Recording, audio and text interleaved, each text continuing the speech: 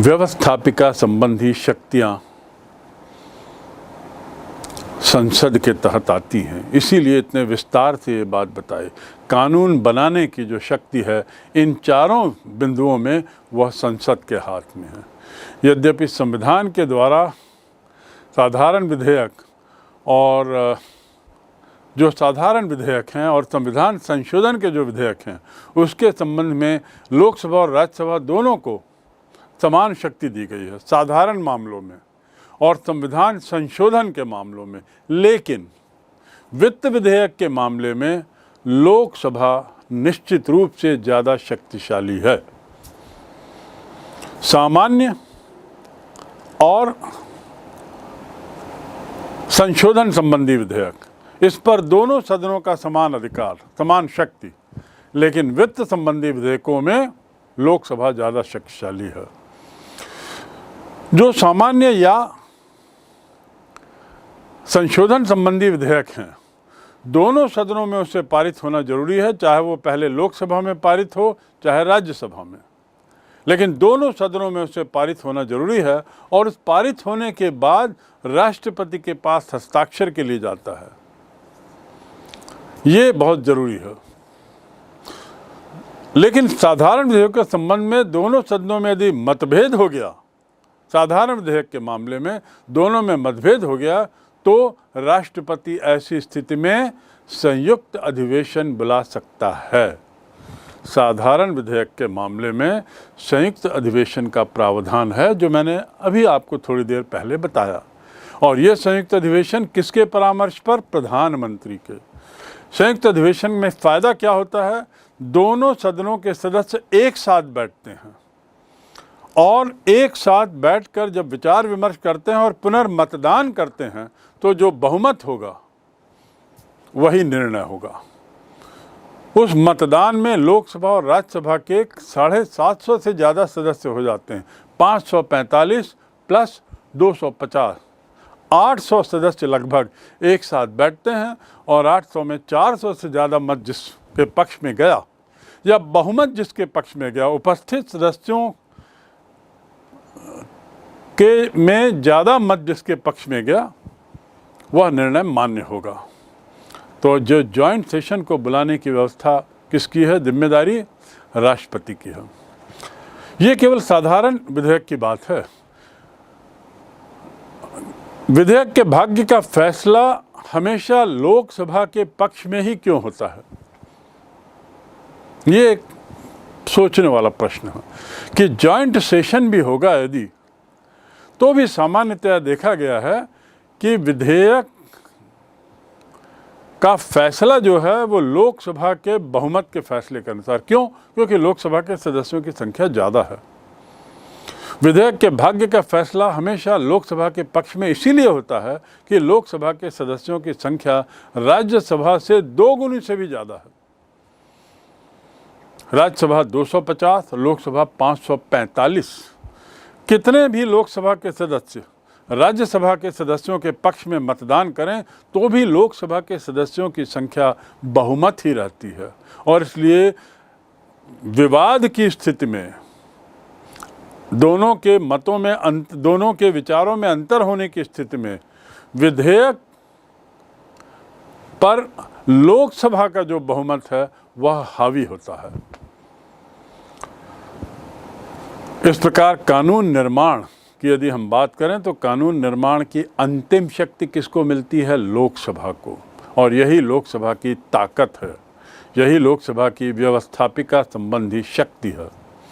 राज्यसभा साधारण विधेयक को ज़्यादा से ज़्यादा 6 माह रोक सकता है और उससे आगे कुछ नहीं कर सकता।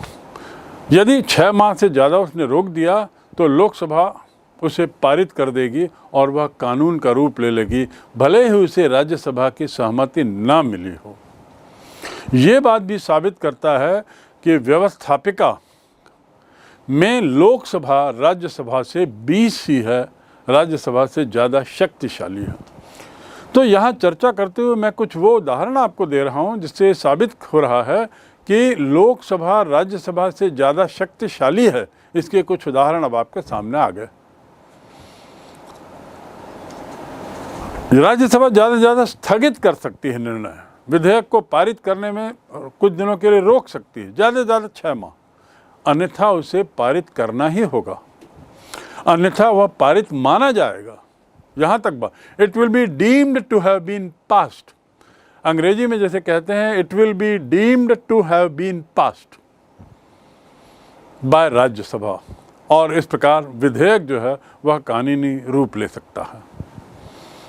दूसरा, कार्यपालिका संबंधी शक्तियां। पहला तो हुआ व्यवस्थापिका संबंधी शक्तियां, जिसका कानून निर्माण से ताल्लुकात है। अब कार्यपालिका संबंधी शक्तियों के तहत कानून को लागू करने की शक्तियों से इसका संबंध है। कानून को लागू करने संबंधी शक्तियों की यदि बात करें तो सबसे पहले तो आपको याद रखना होगा, समझना होगा कि भारत संसदात्मक व्यवस्था है, और संसदात्मक व्यवस्था में संघीय कार्यपालिका अर्थात केंद्रीय मंत्रिमंडल, जिसे राजनीतिक कार्यपालिका कहते हैं, वो व्यवहार में किसके प्रति जिम्मेदार है, किसके प्रति उत्तरदायी होती है। राजनीतिक कार्यपालिका लोकसभा के प्रति उत्तरदायी रहती है। सदन के 2 सदनों में किसके प्रति उत्तरदायी? लोकसभा के प्रति। क्यों? क्योंकि लोकसभा जनता के प्रतिनिधियों का है और जनता सर्वोपरि है, इसलिए मंत्रिपरिषद जो है वह जनता के प्रति उत्तरदायी है, जनता के प्रतिनिधियों के प्रति उत्तरदायी है। राज्यसभा के सदस्य जो हैं वे जनता के प्रतिनिधि नहीं हैं, वे राज्यों के प्रतिनिधि हैं। इस बात को मैं पूर्व में आपको बता चुका हूँ। मंत्रिमंडल केवल उसी समय तक पद में रहता है जब तक उसे लोकसभा का विश्वास प्राप्त है। यह भी एक उदाहरण है साबित करने के लिए कि लोकसभा राज्यसभा से कितनी शक्तिशाली है। लोकसभा राज्यसभा से बहुत शक्तिशाली, यह साबित करने का ये तीसरा या चौथा उदाहरण हो गया। मंत्रिमंडल तब तक पद पर जब तक उसे लोकसभा का विश्वास हो, सदन का विश्वास हो तो ठीक है, लेकिन यदि सवाल पूछा जाए सदन में किस सभा के विश्वास की ज़्यादा अहमियत है, तो लोकसभा के विश्वास की ज़्यादा अहमियत है। और इस प्रकार संसद या लोकसभा जो है वह अनेक प्रकार से कार्यपालिका पर, राजनीतिक कार्यपालिका पर विशेषकर नियंत्रण रख सकती है और नियंत्रण रखती है। व्यवस्थापिका पर उसके क्या शक्तियां हैं, उसके बाद कार्यपालिका की शक्तियों का जिक्र करेंगे तो ये बात स्पष्ट हो गई कि मंत्रिपरिषद पर पूरा नियंत्रण रहता है लोअर हाउस का या लोकसभा का।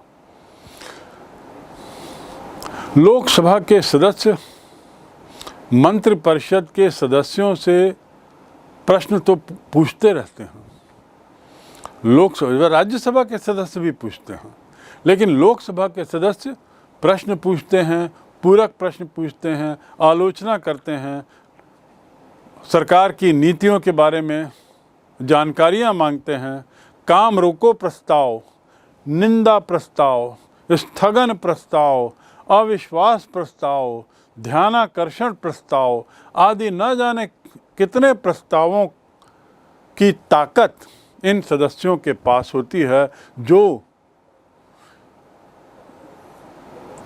ये कार्यपालिका के ऊपर इनको नियंत्रित रखने के लिए प्रभावशील है। आखिर प्रस्तावों के पीछे उद्देश्य क्या है? इसके पीछे उद्देश्य एक ही है कि कार्यपालिका को पूरी तरह से नियंत्रण में रखा जाए, लोकसभा के नियंत्रण में।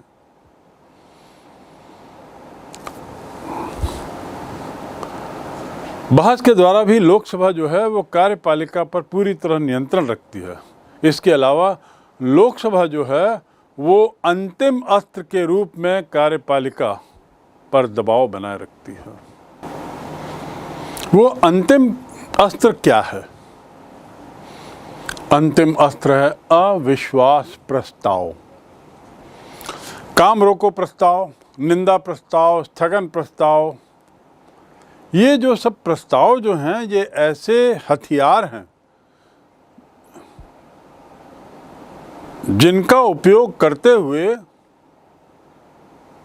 लोकसभा के सदस्य मंत्रियों पर नियंत्रण रखते हैं और मंत्रियों से सवाल जवाब कर सकते हैं, और किसी भी तरह का गैर जिम्मेदाराना जवाब, किसी भी तरह का अनुचित जवाब, किसी भी तरह का अव्यावहारिक जवाब और किसी भी तरह का अनुचित व्यवहार मंत्रिपरिषद को बहुत कठिनाई में डाल सकता है।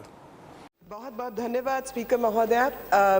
ये विषय जितनी महिलाएं हैं और इस संसद में बैठे हुए सभी के लिए एक बहुत संजीदगी वाला विषय है, और इस हाउस ने पहले भी इस विषय के ऊपर अपना जो वक्तव्य और जो एक मन बताया वो कानून में बदलाव लाकर बताया, और निर्भया कांड के बाद इस संसद के सदन ने उस कानून में बदलाव लाया, क्योंकि हम सब समाज में बदलाव लाना चाहते थे और अपने आप को इस विषय पर जिम्मेदार मानते हैं। लेकिन जो डॉक्यूमेंट्री बनी उससे मुझे लगता है कि लगातार भारत की प्रतिष्ठा को आघात पहुंचाने की कोशिश कहीं ना कहीं है, और उस आघात में जिस तरीके से जिसको कहा जाए कि quest to find fault with the police system, quest to find fault with the judicial system जो चल रहा है, वो इस इंटरव्यू के बाद उन लोगों को समझ आ गया होगा कि इस देश की पुलिस और इस देश का जुडिशियल सिस्टम और इस देश की पार्लियामेंट सही काम करती है और दोषियों को ही पकड़ती है। और आज भी इस हाउस का जो सेंस है वो कहीं ना कहीं सरकार से ये कह रहा है कि हमें इस तरीके की डॉक्यूमेंट्री को नहीं दिखाना है। तीसरा, मैं आपके सामने ये भी बताना चाहती हूँ कि पूर्व में संसद एक तरीके से काम कर रही है, लेकिन इस विषय पर जब अनुमति दी गई तो उस समय शायद यूपीए की सरकार जो है, आप किसी मैं व्यक्ति को नहीं, मैं जो होगा सो होगा। आप स्पीकर महोदय, मैं वही बात रखना चाहती हूँ कि ये एग्जीक्यूटिव ऑर्डर, रंजीता जी, उसकी जांच हो रही है। ये ऑर्डर एग्जीक्यूटिव ऑर्डर हुआ है और इसकी तहकीकात पूरी तरह होनी चाहिए और उस पर कार्रवाई होनी चाहिए। बस इतना ही बोलो, जांच हो जाए। और टूरिज्म को लेकर, पर्यटन को लेकर मैं एक चीज और कहना चाहती हूँ कि लगातार भारत की प्रतिष्ठा को आघात पहुंचाने की कोशिश है, और टूरिज्म जिस तरीके से अफेक्ट हो रहा है और जो विदेशी टूरिस्ट यहाँ आते हैं और जिस तरीके की घटनाएं, प्रकरण है, उसमें मेरा ये मानना है कि 354 की जो धाराएं जो इस संसद ने ही वो बिल पारित किया, उसको एक्ट आईपीसी में अमेंडमेंट लाए,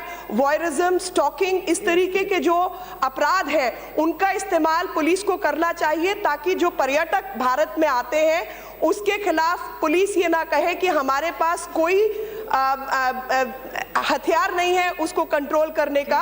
माननीय प्रधानमंत्री जी टूरिज्म को लेकर बहुत विशेष तौर पर दृष्टिकोण रखते हैं और ध्यान दे रहे हैं, तो टूरिज्म को लेकर 354 Delhi police act, externment proceeding, इन सब देश के कानूनों का इस्तेमाल होना चाहिए और लगातार भारत की प्रतिष्ठा को बचाए रखना चाहिए। श्री विनायक राउत, कठिनाई क्या है?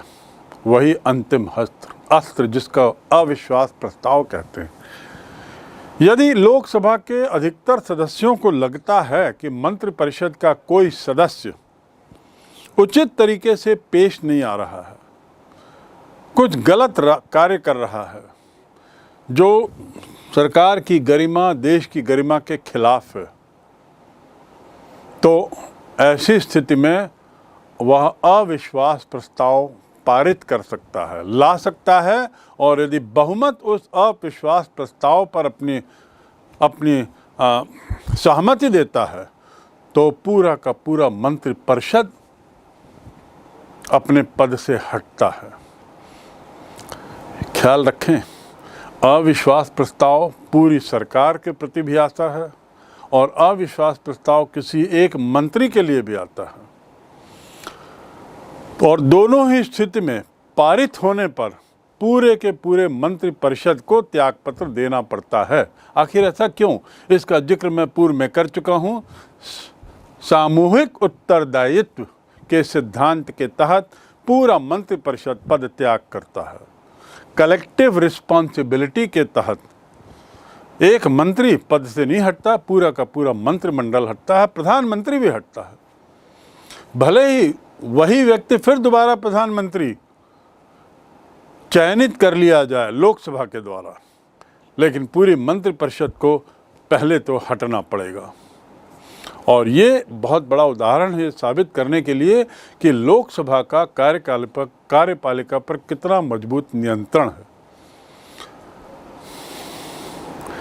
कार्यपालिका पर नियंत्रण की शक्ति के अंतर्गत ही लोकसभा संघीय लोक सेवा आयोग यानी यूपीएससी, वित्त आयोग यानी फाइनेंस कमीशन, अनुसूचित जाति जनजाति आयोग, scheduled caste and scheduled tribe commission, भाषा आयोग, भारत के नियंत्रक एवं महालेखा परीक्षक, इनकी रिपोर्ट भी लोकसभा के सदस्यों के पास ही जाती है पहले। ये जो महत्वपूर्ण सारी जो आयोग हैं, ये अपने दायित्वों का निर्वाहन करते हुए अपनी रिपोर्ट कहाँ पेश करते हैं? लोकसभा में। और उस हद तक लोकसभा राज्यसभा से ज़्यादा शक्तिशाली है, ये पुनः साबित होता है। और ये पांचवा बिंदु है ये बताने के लिए कि लोकसभा राज्यसभा से ज़्यादा शक्तिशाली है, इसे साबित करें तो 5 बातें अभी तक आपके सामने रख दी गई हैं इस तर्क के पक्ष में। अगली शक्ति व्यवस्थापिका, कार्यपालिका, अब उसके बाद वित्तीय शक्ति। वित्तीय शक्ति की बात करें तो मैंने आपको बताया कि वित्तीय शक्ति के मामले में लोकसभा सर्वोच्च सदन है, सर्वोच्च संस्था है। भारतीय संविधान के द्वारा वित्तीय शक्तियां केवल लोकसभा को ही प्राप्त हैं, राज्यसभा केवल नाम मात्र के लिए, केवल कहने के लिए राज्यसभा के पास कुछ वित्तीय शक्तियां हैं, अन्यथा लोकसभा में ही निहित हैं। सामान्य जो विधेयक हैं उस पर भी राज्यसभा ज़्यादा से ज़्यादा 6 महीने का विलंब कर सकता है उसे पारित करने में, पर जहाँ तक वित्तीय विधेयक का मामला हो उस पर राज्यसभा की सहमति असहमति कोई मायने नहीं रखती, उसे पारित ही माना जाए। यहाँ तक कि प्रावधान ये है कि कोई भी विधेयक जब अध्यक्ष की नज़र में वित्त विधेयक बने कहलाता हो तो सबसे पहले उसे कहाँ पेश किया जाए? राष्ट्रपति की अनुमति के बाद लोकसभा में पेश किया जाए। संविधान के अनुच्छेद 109 वित्त विधेयक केवल लोकसभा में ही प्रस्तावित किया जा सकता है, अर्थात बजट लोकसभा में ही पेश किया जा सकता है, क्योंकि बजट भी तो वित्त विधेयक ही है। और ऐसा प्रावधान क्यों है कि वित्त के मामले में लोकसभा ज़्यादा ताकतवर? क्योंकि लोकसभा जनता की प्रतिनिधि है और जनता के पैसे से जुड़े हुए मामले में जनता के प्रतिनिधियों का सदन ज़्यादा ताकतवर है। ये 6वां उदाहरण ये साबित करने के लिए कि कैसे लोकसभा राज्यसभा से ज़्यादा ताकतवर है। लोकसभा में पारित होने के बाद वित्त विधेयक राज्यसभा में भेजा तो जाता है। राज्यसभा के लिए जरूरी है कि 14 दिन के अंदर वो उसे पारित करे और या सुझाव भेजे। यदि राज्यसभा के सदस्यों को किसी तरह की आपत्ति है इस वित्त विधेयक पर या किसी तरह का सुझाव देना है इस वित्त विधेयक पर, तो ज़्यादा से ज़्यादा 14 दिन के अंदर इन सुझावों के साथ वित्त विधेयक को लोकसभा में वापस भेज सकती है। वापस तो लोकसभा में चला गया, अब ये लोकसभा के विवेक पर निर्भर है कि इन सुझावों को स्वीकार करे या ना करे। लोकसभा के विवेक पर निर्भर है कि इन सुझावों को जो राज्यसभा द्वारा दिए गए हैं उन्हें स्वीकार करे या ना करे, लोकसभा की इच्छा पर है। किंतु यदि किसी विधेयक को राज्यसभा ने 14 दिन के अंदर नहीं लौटाया तो निश्चित तिथि के पश्चात विधेयक को दोनों सदनों द्वारा उसी रूप में पारित माना जाएगा जिस रूप में लोकसभा ने पारित किया, अर्थात वही बात, it will be deemed to be passed. Lok Sabha बहुत ज़्यादा ताकतवर है। ये एक और उदाहरण है जो साबित करता है कि राज्यसभा की तुलना में लोकसभा बहुत ज़्यादा ताकतवर है। 14 दिन के अंदर उसे पारित माना जाएगा, उसी रूप में जिस रूप में लोकसभा ने उसे पहले भेजा था राज्यसभा को। वार्षिक बजट, अनुदान संबंधी मांगे, ऐसे जितने भी पैसे संबंधी मांगे हैं, विधेयक हैं, वो सब लोकसभा में जाते हैं। और इस प्रकार व्यय की, सभी तरह के व्यय की स्वीकृति अस्वीकृति देने का एकाधिकार लोकसभा को ही है। लोकसभा का वह एकाधिकार है, किसी के साथ पैसे संबंधी क्षेत्र में वह कोई ये अधिकार शेयर नहीं करता, एकाधिकार है। ये बिंदु बहुत महत्वपूर्ण है आपकी समझ के लिए। तो वित्तीय शक्तियों के मामले में भी ये स्पष्ट है कि लोकसभा राज्यसभा की तुलना में बहुत आगे है। और कितना और कैसे वित्तीय मामले निपटाए जाते हैं, इस पर विस्तार से चर्चा हो गई। 14 दिन, बस ये आप याद रखें, उससे आपको काफ़ी कुछ समझ आ जाएगा कि लोकसभा कितनी शक्तिशाली है। अगली शक्तियां लोकसभा की कहलाती हैं संविधान संशोधन संबंधी शक्तियां। संविधान संशोधन अर्थात संविधान के किसी हिस्से में कुछ बदलाव करना हो तो लोकसभा को राज्यसभा के साथ मिलकर ये शक्ति मिली है, संशोधन की शक्ति मिलकर मिली है। अनुच्छेद 368 के अनुसार संशोधन का प्रस्ताव जो है वो सदन के किसी भी हाउस में पहले जा सकता है। जैसा कि साधारण विधेयक जो है लोकसभा में भी पहले भेजा जा सकता है या राज्यसभा में, ऐसे ही संशोधन के मामले में भी लोकसभा में या राज्यसभा में, दोनों में से किसी भी सदन में विधेयक को पेश किया जा सकता है, प्रस्ताव को भेजा जा सकता है। और प्रस्ताव के पारित होने के लिए आवश्यक है कि उसे सदन के दोनों सदनों में अलग अलग अपने कुल बहुमत तथा उपस्थित सदस्यों की बहुमत से पास किया जाए। अलग अलग पारित होना जरूरी है।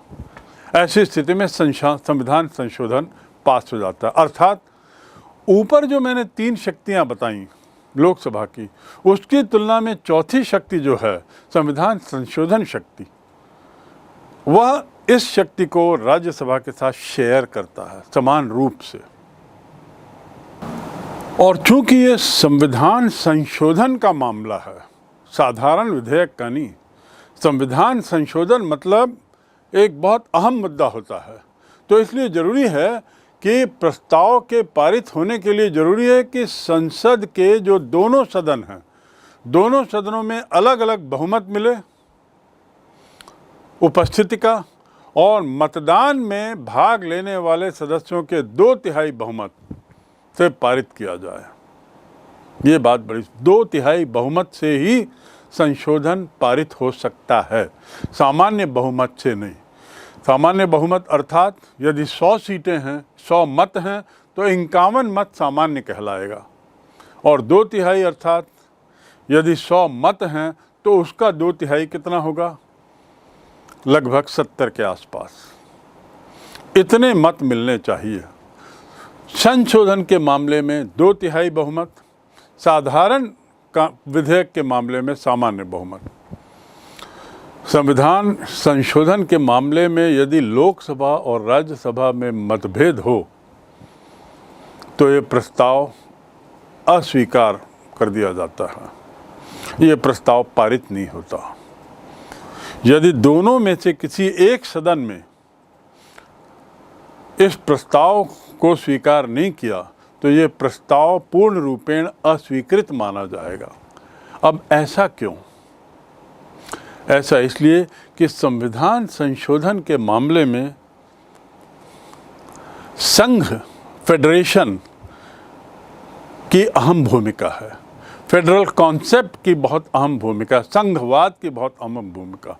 और संघवाद में जहां लोगों, जनता की इच्छा सर्वोपरि है, वहीं संघवाद में राज्यों का स्थान भी बड़ा अहम है।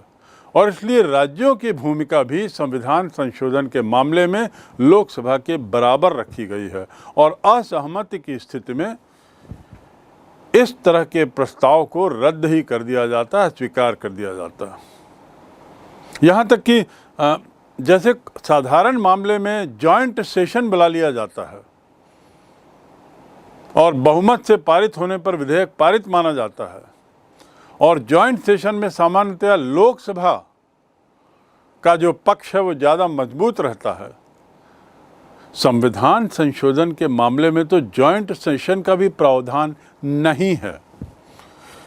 इस बात को याद रखें, संयुक्त अधिवेशन का प्रावधान ही नहीं है संविधान संशोधन जैसे अहम मुद्दे पर।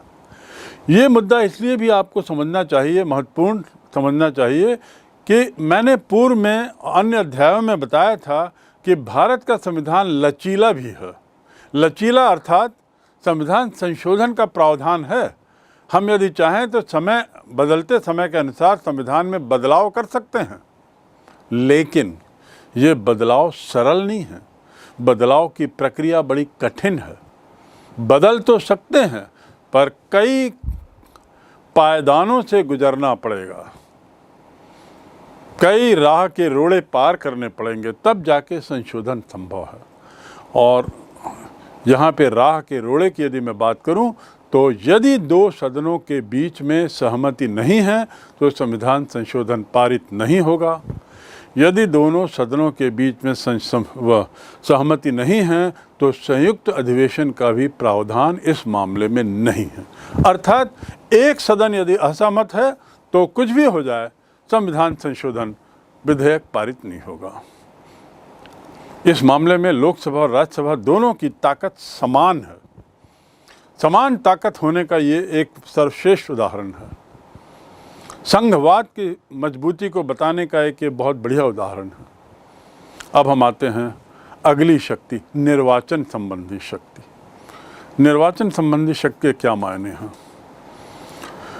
लोकसभा के निर्वाचित सदस्य राज्यसभा के सदस्यों, राज्य विधानसभाओं, केंद्र शासित विधानसभाओं के सदस्यों के साथ मिलकर राष्ट्रपति का निर्वाचन करते हैं। यानी राष्ट्रपति के निर्वाचन में लोकसभा के सदस्यों की उतनी ही भूमिका है जितनी राज्यसभा के सदस्यों की, जितनी विधानसभा के सदस्यों की। इसके अलावा ये लोग राज्यसभा के सदस्यों के साथ मिलकर उपराष्ट्रपति का भी निर्वाचन करते हैं। तो निर्वाचन संबंधी मामले में लोकसभा और राज्यसभा लगभग साथ हैं। क्योंकि लोकसभा के सदस्यों की संख्या ज़्यादा है, इसलिए उनका प्रभाव ज़्यादा रहता है इनके चुनाव में। लेकिन निश्चित रूप से जहाँ तक संवैधानिक प्रावधान है, दोनों को बराबर शक्तियाँ हैं।